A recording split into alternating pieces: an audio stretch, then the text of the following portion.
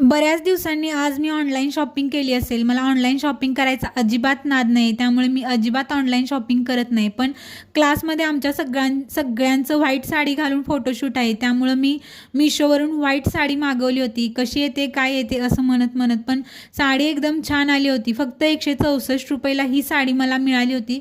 पण ती साडी कशी येते याचं टेन्शन मला जास्तच होतं. अगोदरच मला ऑनलाईन शॉपिंग करायला आवडत नाही. त्यात मी यावेळी ऑनलाईन पेमेंटसुद्धा दिलं होतं. त्यामुळे ते कॅन्सलसुद्धा करता येत नव्हतं. पण ₹164 एकदम छान साडी आली. तुम्हालासुद्धा घ्यायची असेल तर तुम्हीसुद्धा घेऊ शकता.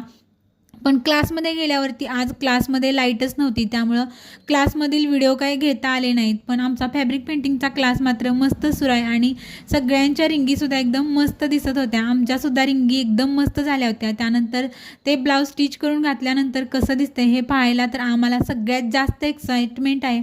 क्लास संपल्यानंतर आम्ही नुसतं खायचं काम केलं. सगळ्यात पहिल्यांदा आम्ही गोबी मंचुरियन खायला गेलो, कारण ते खायला मला प्रचंड आवडतं आणि मला गावाकडचे समोसे खायला खूप आवडतात. तरीसुद्धा जास्त समोसे मी पुण्यातलेच खाल्लेत, कारण गावाकडे जाते तेव्हा जास्त समोसे खातच नाही.